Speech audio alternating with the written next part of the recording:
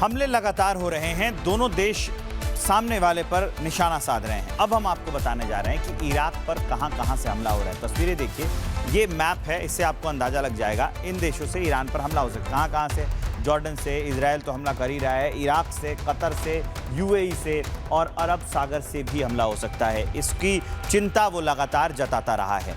इसके अलावा ये जंग लगातार अगले दिन में प्रवेश करती हुई 10 दिनों की हो गई है। 10 दिन से लगातार तबाही जारी है। ईरान इजराइल तनाव के बीच में हालात बेहद खराब होते जा रहे हैं। अमेरिका के राष्ट्रपति डोनाल्ड ट्रंप ने यह कहा है कि ये जंग कब खत्म होगी ये अमेरिका तय करेगा, यानी यूएसए बताएगा कि अब ईरान के ऊपर हमला नहीं होगा। इस पर एक रिपोर्ट आपको दिखाते हैं।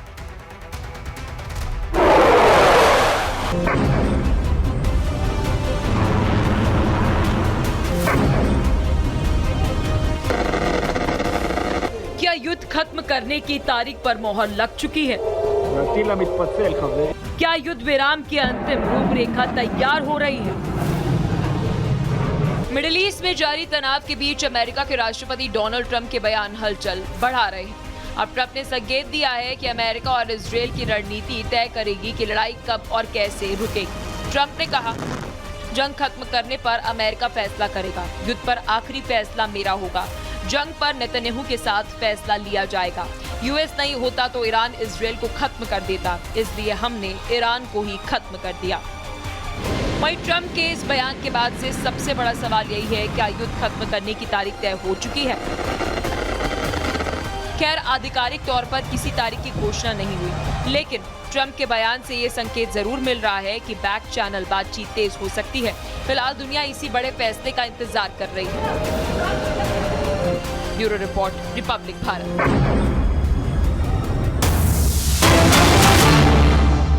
और इस बीच एक और तस्वीर आ गई है। तेहरान में आज बड़ी रैली का आयोजन किया गया है। ये बड़ी रैली है तेहरान के क्रांति चौक पर। अमेरिका विरोधी और खामेनेई समर्थकों की रैली होगी, उसी की तस्वीर हम आपको दिखा रहे हैं। तैयारियां पूरी हो गई हैं और यहाँ पर एक बड़ा आयोजन होने वाला है। आप देखेंगे ये हाथ उठाकर समर्थन करते लोग, खामेनेई की तस्वीर भी वहां पर लगाई गई है और इससे पता चलता है ईरान अभी अपने एकजुटता का संदेश देने की कोशिश करेगा इस पूरे रैली के माध्यम से। तेहरान में आज इस बड़ी रैली का आयोजन किया गया है। ईरान और अमेरिका युद्ध को अभी महज 10 दिन हुए हैं और बारूदी हमले में हजारों लोग अपनी जान गंवा चुके हैं। पिछले 10 दिनों में ही इतना नुकसान हुआ है जिसकी भरपाई दशकों तक नहीं की जा सकती है। बावजूद इसके ईरान अगले 6 महीने तक जंग लड़ने का ऐलान कर चुका है। उस पर एक रिपोर्ट आपको दिखाते हैं।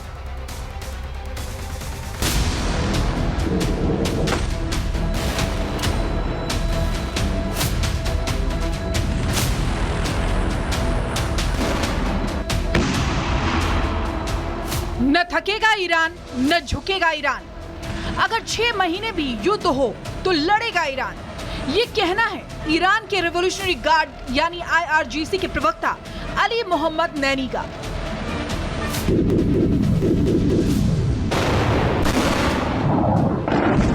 حداقل برای یک جنگ بالستیک روس انواع हाल ही में ईरान को सरेंडर की धमकी देते हुए ट्रंप ने दावा किया था कि ईरान के 50% से ज्यादा हथियार खत्म हो चुके हैं। ईरान ज्यादा दिन युद्ध में टिक नहीं सकता, लेकिन अब अली मोहम्मद नैनी लंबे युद्ध का ऐलान कर ट्रंप के बयान पर पलटवार कर रहे हैं।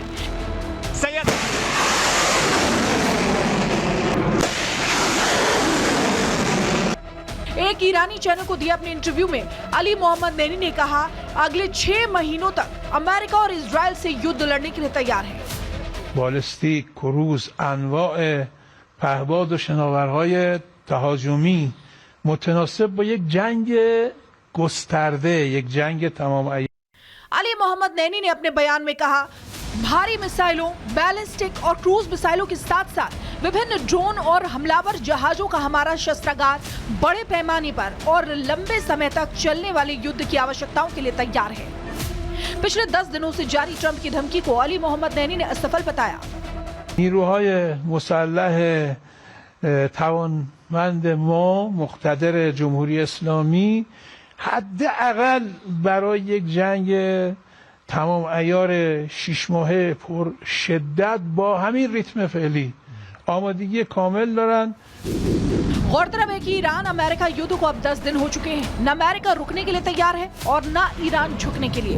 ऊपर से IRGC के प्रवक्ता अली मोहम्मद नैनी का ऐलान कहीं न कहीं युद्ध को और विध्वंसक बना सकता है। फिलहाल देखना यह है कि अली मोहम्मद के बयान पर अमेरिकी राष्ट्रपति डोनाल्ड ट्रंप की ओर से क्या प्रतिक्रिया आती है। Bureau report, Republic Bharat. और अब चलिए आपको ये जानकारी दे देते हैं कि ग्राउंड फोर्स कैसे तैयार है। पूरी तैयारी हो चुकी है। ईरान का संवर्धित यूरेनियम जब्त हो सकता है। यूएस इजराइल ग्राउंड ऑपरेशन कर सकते हैं एक साथ मिलकर। ईरान के पास 450 किलो यूरेनियम होने का दावा भी है। ईरान का यूरेनियम करीब 60% तक संवर्धित है। यूएस का दावा यह है कि यह जल्द 90% संवर्धित हो जाएगा। इससे ईरान परमाणु बम बनाने में सफल हो जाएगा। यूएस इजराइल इस भंडार को बड़ा खतरा मान रहे हैं। ऐसे में यूएस इजराइल का ग्राउंड ऑपरेशन बेहद जरूरी हो जाता है और इसी का डर ईरान को भी सता रहा है और दुनिया के बाकी देशों को।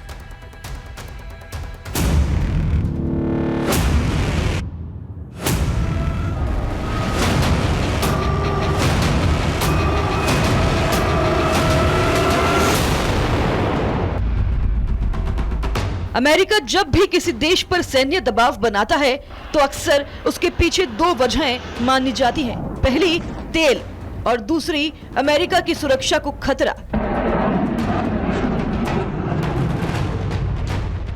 अगर देखा जाए तो ईरान के मामले में ये दोनों कारण स्पष्ट रूप से दिखाई देते हैं। एक तरफ ईरान के विशाल तेल भंडार हैं, तो दूसरी तरफ उसका तेजी से आगे बढ़ता परमाणु कार्यक्रम। शायद यही वजह है कि अमेरिका और इजराइल की नजर अब ईरान के परमाणु भंडार पर टिक गई है।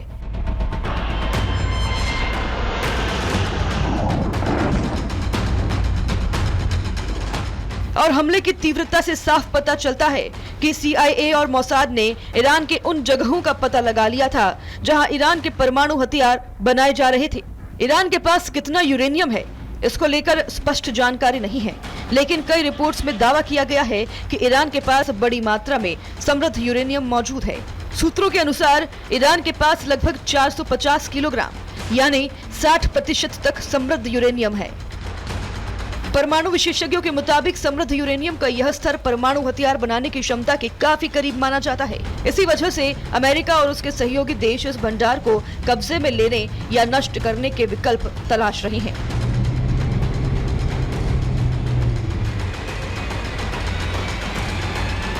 रिपोर्ट्स के मुताबिक रणनीतिक रूप से महत्वपूर्ण खर्ग द्वीप भी इस योजना का हिस्सा हो सकता है। यह ईरान का सबसे बड़ा तेल निर्यात केंद्र है और देश के ज्यादातर तेल टैंकर यहीं से निकलते हैं।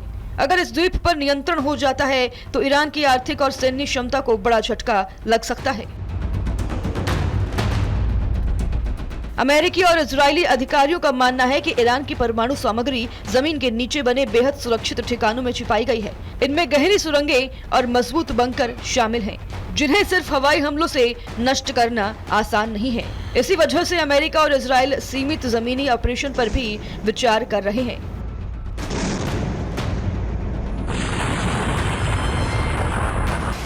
रिपोर्ट्स के मुताबिक यह ऑपरेशन किसी बड़े युद्ध की तरह नहीं होगा, बल्कि स्पेशल फोर्स के जरिए छोटे लेकिन बेहद सटीक सैन्य अभियान चलाए जा सकते हैं, जिनका लक्ष्य होगा परमाणु सामग्री को कब्जे में लेना या उसे सुरक्षित करना। विशेषज्ञों का यह भी मानना है कि अगर अमेरिका ने ईरान में ऐसा सैन्य ऑपरेशन शुरू किया तो इसका असर सिर्फ मध्य पूर्व तक सीमित नहीं रहेगा।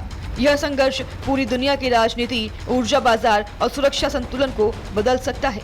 लेकिन एक बड़ा सवाल ये भी है कि अमेरिका और इजराइल के इतने हमले के बाद भी दोनों के हाथ अब तक खाली क्यों हैं?